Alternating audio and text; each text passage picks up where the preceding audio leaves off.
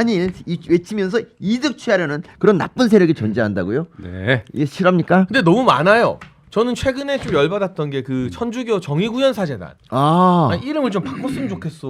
이게 종북구현사재단이지 이게 무슨 정의구현사재단이에요. 맞습니다. 전주에서 미사를 열었죠. 이 사람들이 미사라는 단어를 붙이기도 애매한 게 그냥 윤석열 대통령을 향해서 저주와 모욕의 언어를 막 막무가내로 쏟아냈습니다. 그러면서 퇴진을 요구하고 있고 그리고 뭐 민노총 포함해서 지금 오늘 아침 국무회의 보면은 윤석열 대통령이 어떤 심정으로 얼마나 절박하게 네. 좀 이 한일 관계 회복을 위한 결단을 내렸는지 국민들께 호소했는데 좀 그 호소하는 거 한번 먼저 보고 갈까요? 그 싱크를 한번 보고 네, 이야기했으면 네. 좋겠어요. 우리 사회에는 배타적 민족주의와 반일을 외치면서 정치적 이득을 취하려는 세력이 엄연히 존재합니다. 반일 파리에 대한 경고죠. 네. 네. 반일 파리에 대한 경고를 굉장히 강한 어조로 그리고 단호한 어조로 네. 오늘 얘기를 했습니다. 네. 이런 얘기도 했죠. 과거를 직시하고 기억해야 하지만 발목을 잡혀서는 안 된다. 네. 그리고 뭐 독일, 프랑스 얘기도 하고요. 중국과 일본이 이제 수교할 때 그냥 뭐 배상을 요구하지 않았다. 뭐 이런 얘기도 했습니다. 그러니까 중일 전쟁으로 이제 중국에서도 뭐 많은 학살이 있었는데 불구하고 그냥 미래를 위해서 한 거 아닙니까 그때 네. 그렇죠? 우리나라는 근데 좀- 아무튼 대통령이 오늘 저렇게 이제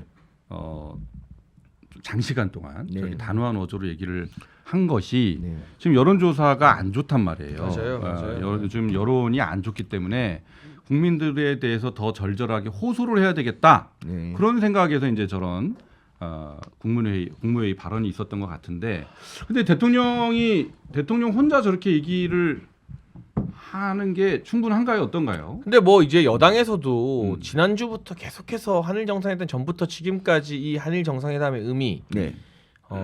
좀 어려운 국면이지만 신뢰 회복을 해야 한다는 이유 등에 대해서 계속 메시지를 내고 있고요. 최고위 회의 모두 발언 보면 대부분 다 한일 관계에 대해서는 한마디씩 해요. 네. 그런데 어떤 의미에서 네. 이토록 민감한 문제를 이렇게 좀 앞장선 결단으로 해결하기 위해 노력했는데 물론 지지율이 떨어진 게 속이 쓰리지만 그걸 몰랐던 것도 예측을 못했던 것도 아니고 네. 저는 앞으로 있을 외교적인 다른 이벤트들 그리고 일본의 국내 지방선거가 끝나면 기시다 총리가 가져올 그런 호응책 등을 고려해 보면 장기적 관점에서는 이게 상승의 모멘텀이 될 거라고 봐요. 네. 근데 제가 정무적으로 하나 아쉬운 건 우리가 좀 어려운 이슈는 한 번에 하나씩 다뤄야 되거든요. 그러면서 한 번에 하나씩 국민들을 설득하고 소통을 해가야 됩니다. 근데 한일 정상회담이라는 정말 중요한 외교적 결단, 우리 대통령의 선택이 있는 이 시기에 굳이 같은 시기에 근로기준법 개정안이 또 치고 나온 거잖아요. 그게 뭐 69시간이라는 프레임이 잡혀버리면서 네. 저는 시기적으로 고용부가 아주 잘못했다고 생각합니다. 이거 이달 발표 안 하면 큰일 나는 문제가 아니에요. 근로기준법 같은 경우는. 네. 다음 달에 해도 되고 수기 과정을 거쳐서 다다음 달에 해도 아무 일 없어요.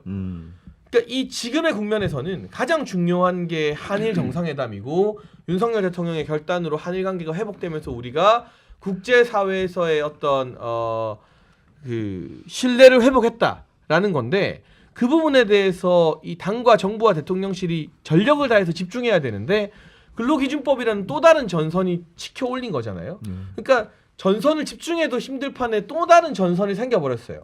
이건 정무적으로 가르마를 탔어야 되는 문제다. 그 부분은 전 되게 아쉬워요, 사실. 그리고 좀 다른 얘기인데 우리가 네. 저기 그 일본 현지인의 그 의하면 네. 일본 언론에서 그 윤석열 대통령 칭찬이 어마어마하답니다. 진짜 이 남자답다는 것부터 맞아요. 시작해갖고 반응 되게 좋아요. 그 일본 현 하여튼 네. 그 전에 대통령이 문재인이었기 때문에 더더욱 이제 이게 비교가 됩니다. 그래서 네, 네. 아주 뭐 그러니까 사실 있잖아요. 뭐 조약을 맺었는데 뭐 정권 바뀔 때마다 조약을 헐어버린다 그러면 이런 나라와 누가 하겠습니까? 사실 국내법보다 조약이 더 국제관계에서 우선하는 거거든요. 그래서 이번에 하여튼 정말 한일 관계를 굳건하게 잘해서 정권이 다시 바뀌더라도 물리지 못하도록 잘 했으면 좋겠습니다.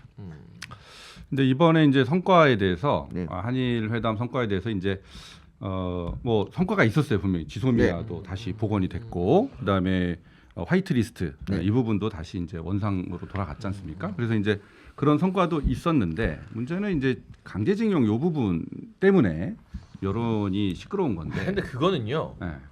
김대중 정부도 노무현 정부도 구상권 청구를 개별적으로 하지 않는다는 방침을 세웠고 그리고 심지어 노무현 정부에서는 이해찬 총리를 위원장으로 해서 민관 합동위원회를 만들어서 이 과거사 문제를 논의했는데 구상권 청구하지 않고 제3자 변제 방식을 하겠다고 결론을 내렸어요. 2007년도에. 네. 아니 김대중이랑 노무현이 한 거면은 뭐 괜찮은 결단이고 그거를 윤석열 정부에서 조금 더 이 시기에 결단을 내리면 이게 뭐 나라 팔아먹는 친일이 되는 겁니까? 네. 그러니까 민주당 당사에서 이럴 거면 김대중 전 대통령, 노무현 전 대통령 사진 떼야 돼요. 그러니까 그런 역사들이 있는데도 불구하고 제3자 변제안이 마치 갑자기 튀어나온 뭐 윤석열 정부에서 무리수 둔 것처럼 이야기하는데 그게 진보 정권에서도 일관되게 보여왔던 한일 문제 해법이었습니다. 네. 그러니까 물론 문제 2018년 이제 판결이 있을 때 당시에 네. 우리 이제 강제징용 피해자분들 중에 15분이 살아계셨습니다. 근데 이제 그 5년이 흐르는 동안 이제 그분 다 돌아가시고 3분 남았어요, 3분. 근데 그 12분 돌아가실 동안 그럼 문재인 정권은 대체 그분들한테 뭘 해줬습니까? 아무것도 해준 거 없습니다. 그냥 시간만 보내고 있었어요. 만약에 문재인 정권이 진짜 뜻이 있었다면은 지금 이제 대법원 판결로 인해서 일본 제철 아마 우리 그 자산을 동결했을 겁니다. 네. 그걸 압류했으니까 그걸 갖다 나눠서 주면 됩니다. 팔아가지고 매각해서 그러니까 피해자들한테 나눠줘서 해결할 수 있었다고요. 근데 왜 안 했겠습니까? 그걸 하면 그 파장을 견딜 수 없거든요. 그러니까 자기들도 절대 감당하지 못하는 일을 벌여놓고 어떻게 이러고 있었단 말이죠. 근데 이제 윤석열 대통령은 어쨌든 간에 이거를 갖고 이제 그 앙금을 해결하고 그러니까 윤석열 대통령이 훨씬 어려운 상황, 전 정권이 망쳐놓은 여기서 출발했기 때문에 더 힘들고 어려웠고 일본의 반응이 더 냉담했을 겁니다. 그러니까 예전에 네. 그 문재인 대통령이 중국 갔을 때 왜 그때 혼밥을 했냐? 사실은 그 박근혜 정부 당시에 이 사드 문제 때문에 관계가 냉랭했거든요. 그래서 네. 중국이 일부러 프레접한 그런 게 있단 말이죠. 그러니까 무슨 말이냐면 그러니까 그 문재인 정권에 망쳐놓은 걸 다시 복원한다 그러면 원래 정상적이면 문재인 정권 사람들이 아씨 우리가 못한 걸 니네가 하는구나라고 고마워해야 된다는 건데 이게 정상인데 이분들은 그런 게 아닙니다. 아씨 니네 친일이야? 이렇게 하고 심지어 최강욱 이 국회의원이란 인간이 네. 조작한 그 사진을 자기 페이스북에 올려가지고 그래서 잽싸게 사과도 없이 내리는 이런 망신을 당했다는 거죠. 그러니까 이렇게 이용하지만 그 탁현민도 마찬가지야. 탁현민도 가짜 뉴스를 딱 자기가 올렸는데 가짜 뉴스가 들켰어요. 네. 그러면 쿨하게 사과해야지. 근데 사과하기는커녕 계속 고쳐가면서 나는 애당초 이런 말을 했다라고 거짓말을 하면서 계속 자신을 뭐 변명하고 있어요. 그러다가 페이스북에서 노란 딱지 붙었다면서요. 그러니까 근데 페이스북이 왜 프랑스에서 노란 딱지 붙였더라고요? AFP인가? 그렇죠.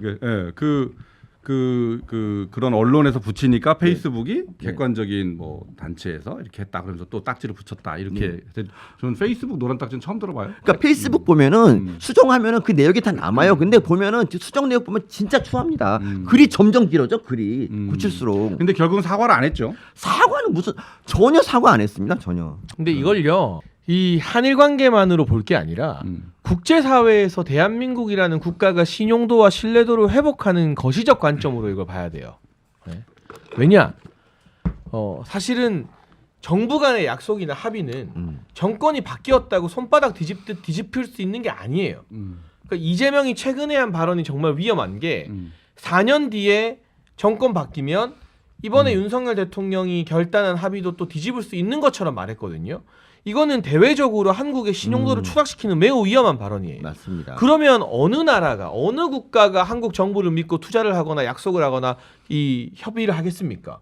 왜 4, 5년 뒤에 정권 바뀌면 어떻게 될지 모르는데 한국이랑 뭘 해요? 이거는 마음에 좀 안 들어도 이전 정부가 국가 간의 조약을 맺거나 합의를 한 사안은 최대한 존중하는 방향으로 가야 되는 거예요. 그 관점에서 이 대외 신용도 손상돼 있던 대한민국의 신뢰도를 이번에 윤석열 대통령의 결단으로 끌어올린 거고 그래서 유엔 사무총장부터 EU, 미국 행정부, 국제사회 등등이 다 이번 조치에 대해서 쌍수를 들고 환영하는 입장을 내고 있잖아요. 그러니까 이제는 공이 일본으로 넘어갔다. 대통령실 이도훈 대변인이 이제 우리가 유리한 위치를 점했다라고 말한 건 뭐냐면 한일 관계에서만 보면 우리가 조금 더 많이 양보한 것 같고 일본으로부터 물론 수출 규제 해제라던가 화이트리스트 복원, 지소미아 복원 등을 우리가 같이 얻어냈지만 우리가 바라는 게 더 많죠. 기시다의 호응 조치. 근데 양자만의 관계로 볼 게 아니라 국제사회를 보면 그동안은 미국이나 국제사회가 야 대한민국 너네 뭐하냐. 박근혜 정부 때 합의했던 거 문재인 정부 다 뒤집어 놓고 문재인 너 뭐 양산에 감자나 신고 있냐? 너네가 이거 해결해야지라고 쪼았다면 물밑에서 이제는 그 국제사회가 일본을 향해서 윤통 봤지? 야 저렇게 하는데 기시다 너 속 좁게 그럴 거야? 너네도 뭔가 호응책을 가져와야지. 이 압박이 이제 국제사회에서 일본으로 간다는 거예요. 네. 그러니까 대통령실에서 이거는 이제 우리가 유리한 위치를 점했다라고 말하는 거죠. 그러니까 네. 이거를 한일 간의 양자관계로 좁은 틀에서 볼 게 아니라 국제사회 안에서 한국의 입장과 일본의 입장이 어떻게 다뤄지느냐 좀 넓은 관점으로 보면 우리가 당장은 뭘 많이 양보한 것 같지만 커다란 공을 일본에 던진 게 맞습니다. 네.